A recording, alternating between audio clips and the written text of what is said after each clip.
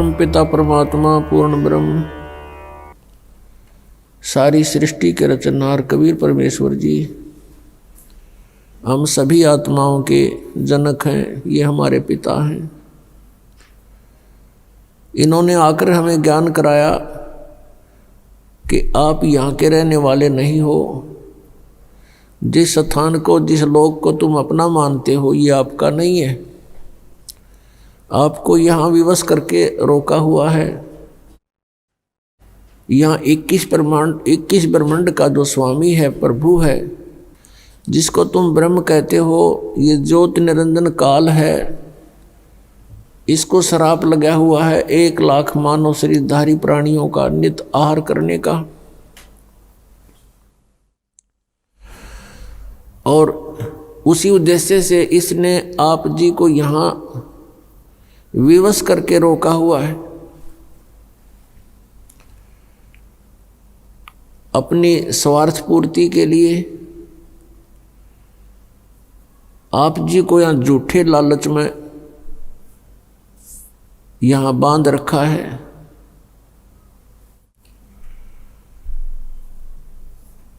और जन्म और मृत्यु का यहाँ का विधान बनाकर आप जी को उसी कोल्हू में पीड़ रहा है। पुण्यात्माओं, अपनों के लिए अपने ही दुखी होते हैं। यहाँ आप देख रहे हो क्या दुर्दशा है प्रत्येक प्राणी की। किसी को कोई कष्ट है, किसी को कोई कष्ट है। मनुष्य जीवन प्राप्त प्राणियों का ये हाल है।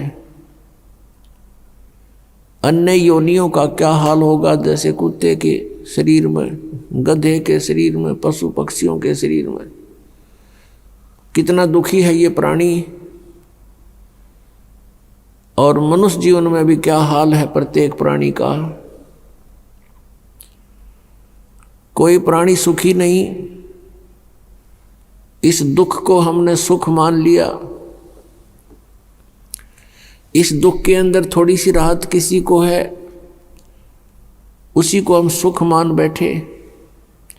इसके लिए परमात्मा कबीर देव जी, कबीर साहब जी कहते हैं कि झूठे सुख को सुख कहे, ये मान रहा मनमोद, ये सकल चबीना काल का, कुछ मुख में कुछ गोद।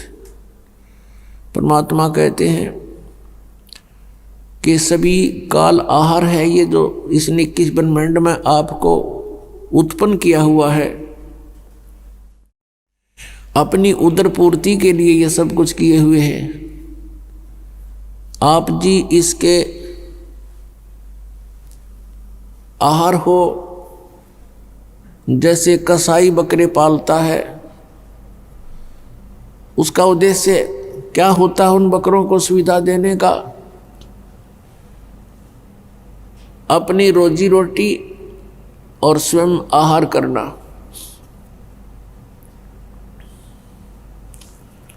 उन बकरों के लिए, बकरियों के लिए वो कितनी सुविधाएं करता है। उनके लिए चरागाह बनाता है, जल की व्यवस्था करता है, तालाब, और ऊपर शेड डाल देता है, झोंपड़ी बनाता है गर्मी सर्दी से बचाने के लिए। उन सुविधाओं को देखकर वो बकरे वो समझते हैं कि ये हमारा मालिक बड़ा दयालु है, इसने हमें बहुत सुविधा दे रखी है। और जिसमें वो कसाई, उनका मालिक, उन बकरों के उस स्थान पर आता है तो बकरे उसको अपना एक भद्र पुरुष मानकर, अपना नेक मालिक मानकर उससे प्यार करते हैं, उसके पास आते हैं। कोई तो ऐसे पैरों को उठाकर उसको प्यार देना चाहता है, सीने से लगाना चाहता है बकरा, और कोई उसको चाटता है मुँह जिह्वा से एक प्यार जताने के लिए। और वो देखता है, ऐसे हाथ लगाता है, वो उसको चाटते हैं, प्यार करते हैं। वो देख रहा है कि कितना मांस इसमें बन गया, कितने किलो का हो गया, यो कितने का बिकेगा। और वो बकरे सोचते हैं ये हमें लाड कर रहा है, वो उससे प्यार करते हैं। अब उन सुविधाओं को देखे तो बकरों को ये ऐसा लगता है कि बहुत नेक आदमी हो। और फिर जब कहीं से ऑर्डर आ जाता है 10-20 बकरों का, उस समय ये नहीं देखता कि इसका बेटा मरेगा, बेटी मरेगी, माँ मरेगी या भाई मरेगा। वो तो लेकर लाठी और हाँक लेता है उसको। किसी का बेटा मरो आओ, चाहे किसी की बेटी, चाहे माँ या भाई या बहन, और वो जाकर के उनको काट देता है। तो पुण्यात्माओं, परमात्मा कबीर जी ने बताया कि धर्मदास उनकी एक परमात्मा, एक श्रेष्ठ आत्मा, अच्छी आत्मा, उनका भक्त हुआ, जिसको परमात्मा आकर मिले थे। एक विधान है परमात्मा का, परमेश्वर का, जो वेदों में भी वर्णित है, और वो लीला ऐसी करते ही हैं। और वेद भगवान की ही गुणगान करते हैं। वेदों में लिखा है कि वो परमात्मा ऊपर ध्रुवलोक के तीसरे पृष्ठ पर, तीसरे स्थान पर विराजमान है। तीसरे मुक्ति धाम में रहता है, वहाँ से गति करके नीचे आता है, श्रेष्ठ आत्माओं को मिलता है, उनको ज्ञान बताता है, यथार्थ ज्ञान देता है। उसी उद्देश्य से परमात्मा धर्मदास साहिब जी को मिले थे। एक बहुत ही अच्छी आत्मा परमात्मा की खोज में भटक रही थी। परमात्मा आकर उनको मिले, तब उनसे कहा था कि धर्मदास, जिसको तुम पूज रहे हो ये काल है। गीता जी अध्याय नंबर 11 के श्लोक 32 में स्वयं कहता है, मैं काल हूं, सबको खाने के लिए आया हूं, और तुम फिर भी इसी की पूजा कर रहे हो, सर्प को दूध पिला रहे हो। फिर परमात्मा ने बताया कि धर्मदास, जैसे आप जी देखते हो कि यहाँ कितनी सुविधाएं दे रखी है काल भगवान ने, कितनी बड़ी पृथ्वी है, इस पर कितने अच्छे मेवे लगे हैं, मेवा, काजू, किशमिश, फल लगे हैं, सेब, संतरे, और कनक, गेहूं, चना, बाजरा, ज्वार, मकई। और फिर कभी वर्षा हो जाती है, झरने बह रहे हैं, दरिया बह रही हैं, नीचे जमीन में शीतल जल, मीठा जल भर रखा है। इन सुविधाओं को देखते हैं, शीतल हवा चल रही है, सूर्य उदय हो रहा, अस्त हो रहा है। इन सुविधाओं को देखते हैं तो ऐसा लगता है कि कितनी अच्छी सुविधा हमें भगवान ने दे रखी है। तो इस दृष्टिकोण से तो हम सोचते हैं बड़ा दयालु है ये भगवान, जिसने हमारे को इतनी सुविधा हमें दे रखी है। कितना ध्यान रखा हुआ हमारे प्रत्येक व्यवस्था का, प्रत्येक व्यवस्था को कितना अच्छी तरह हमें दिया हुआ है, कितनी अच्छी व्यवस्था कर रखी है, सब सुविधाएं प्रदान कर रखी हैं। लेकिन उस समय हम भूल जाते हैं, किसी का बेटा मर गया, किसी की बेटी मर गई, एक्सीडेंट में पूरा परिवार का परिवार दुर्घटनाग्रस्त होकर के समाप्त हो जाता है। तो कहाँ गई फिर इसकी दयालुता?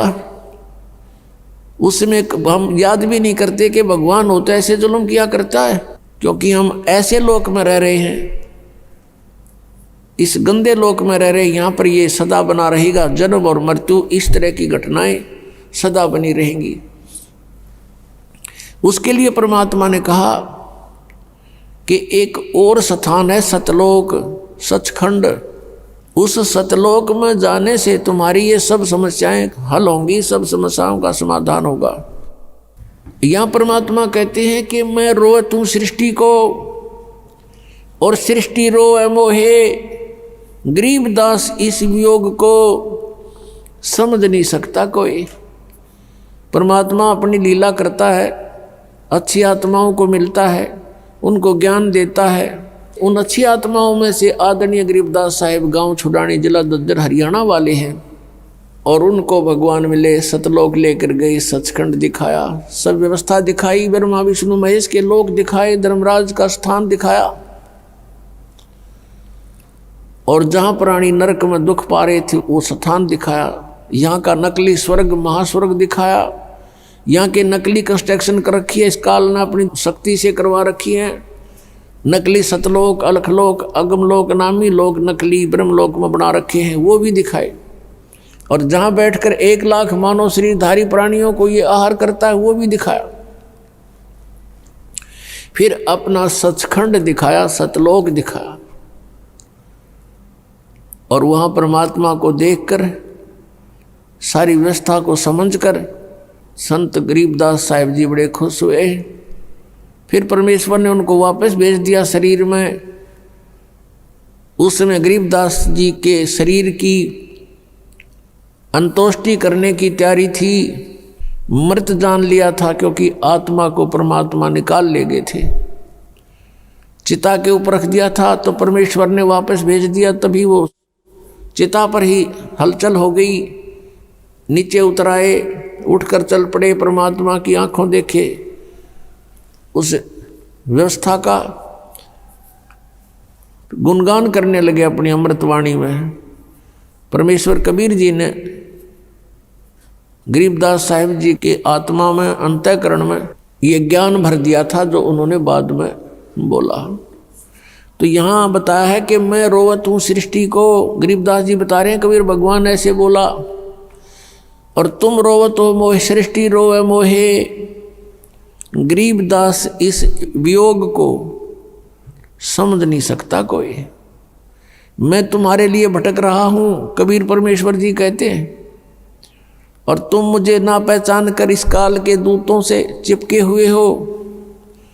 इस काल के ही भगवानों से तुम चिपके हुए हो और मुझे नहीं पहचान रहे, और तुम मुझे खोज रहे हो, तुम मुझे ढूंढ रहे हो, लेकिन मुझ तक ना पहुंचकर इन काल के ही इन अवतारों तक तुम वहीं चिपके रहते हो, क्योंकि तुम्हें ज्ञान नहीं।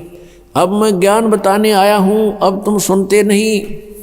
तो परमात्मा ने क्या बताया है, मानुष जन्म दुर्लभ है, मिले न बारंबार। तरवर से पत्ता टूट गिरे, वो बहोर न लगता डार।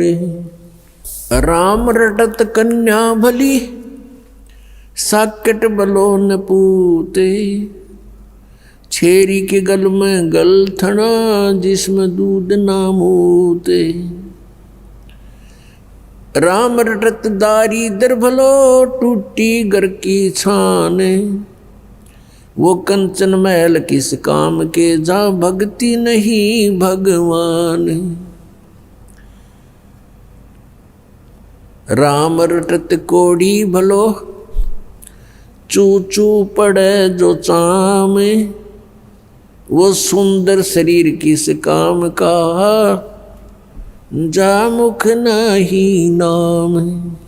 आप सुन रहे थे जगत गुरु तत्वदर्शी संत रामपाल जी महाराज जी के मंगल प्रवचन। अधिक जानकारी के लिए विजिट कीजिए हमारी वेबसाइट www.jagatgururampalji.org। संत रामपाल जी महाराज जी के शुभ आशीर्वाद से पूरे विश्व भर में 500 से भी ज्यादा नाम दीक्षा केंद्र हैं, जिन पर संत रामपाल जी महाराज जी द्वारा ऑनलाइन निशुल्क नाम दीक्षा दी जा रही है। अपने नजदीकी नाम दीक्षा केंद्र का पता करने के लिए संपर्क करें 8222880541।